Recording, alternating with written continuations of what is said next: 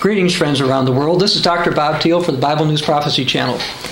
In this video, I'd like to give you 5 rules for effective parenting.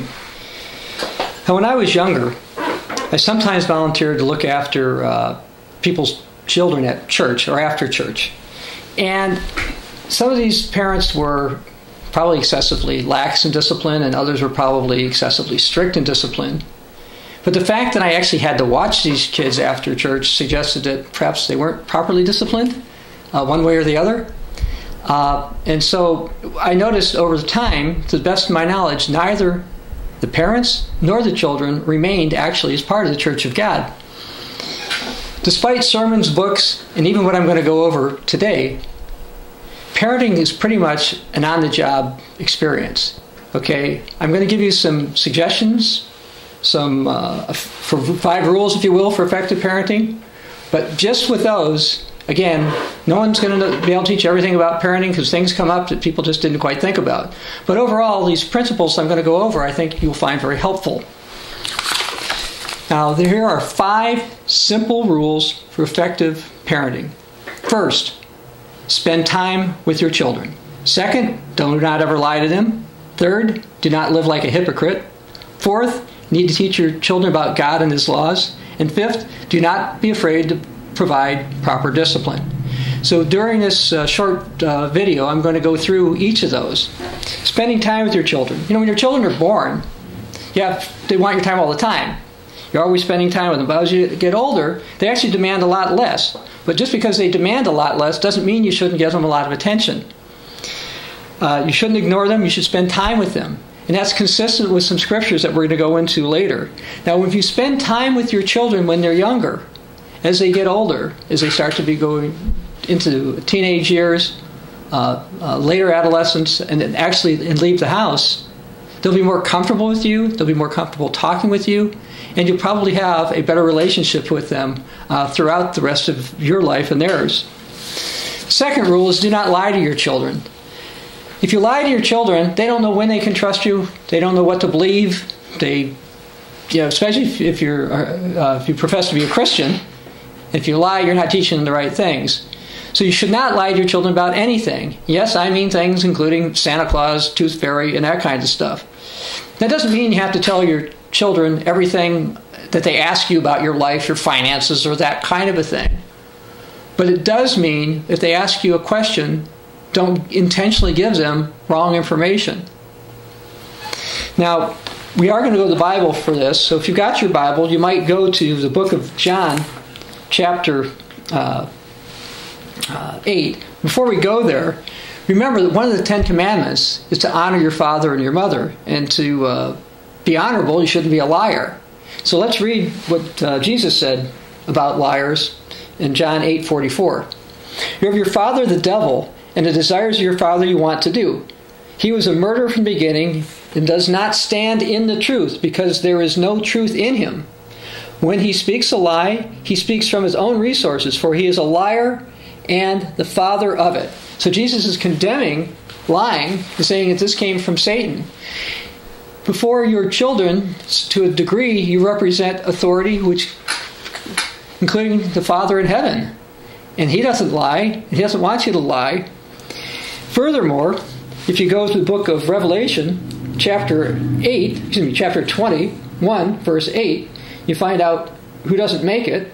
It says, but the cowardly, unbelieving, abominable, murderers, sexually immoral, sorcerers, idolaters, and all liars shall have their part in the lake which burns with fire and brimstone, which is the second death.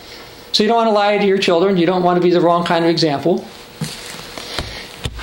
But perhaps the thing that affects children a lot, and it's pretty much actually a form of lying, is if you live like a hypocrite. If you act a certain way in church or a certain way with other people, but different around your children or different around at your own house, your children can pick up on that.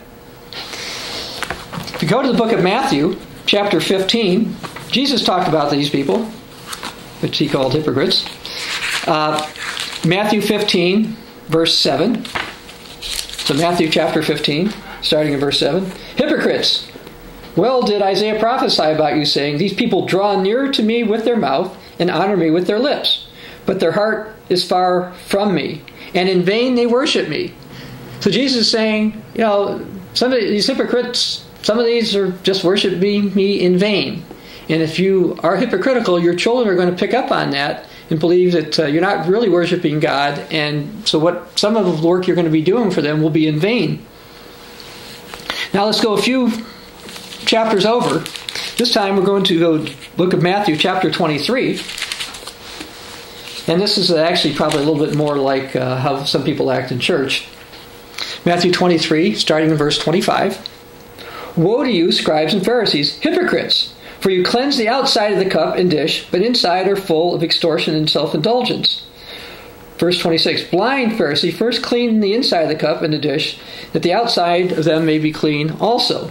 Woe to you, scribes and Pharisees, hypocrites! For you're like whitewashed tombs, which appear beautiful outwardly, but inside are full of dead men's bones and all uncleanness. Verse 28, even so, you also outwardly appear righteous to men, but inside you're full of hypocrisy and lawlessness. So we see that Jesus is condemning people who pretend to be religious. They want to be religious on the outside, but not on the inside. Jesus says you need to deal with that. And that's extremely important for parents. If your children pick up on massive hypocrisy with you, they're not going to trust you, and you may not get along with them as you would like to. Now, interestingly, the Bible talks about God's way of life, and that you're supposed to teach your children about God and His laws. And so I'm going to read some scriptures. This will be from the book of Deuteronomy.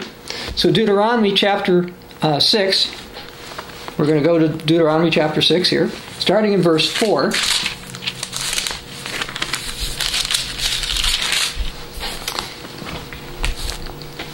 And it says, Hear, O Israel, the eternal your God, the Lord is one. You shall love the eternal your God with all your heart, all your soul, and all your strength.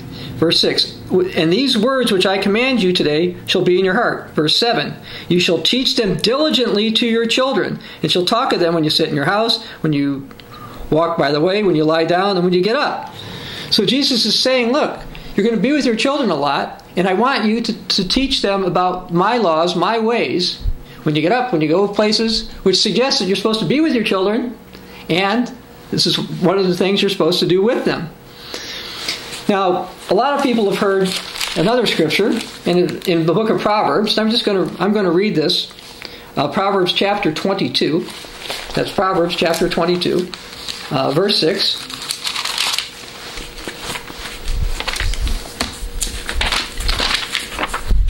Which says, train up a child in the way he should go, and when he is old, he will not depart from it.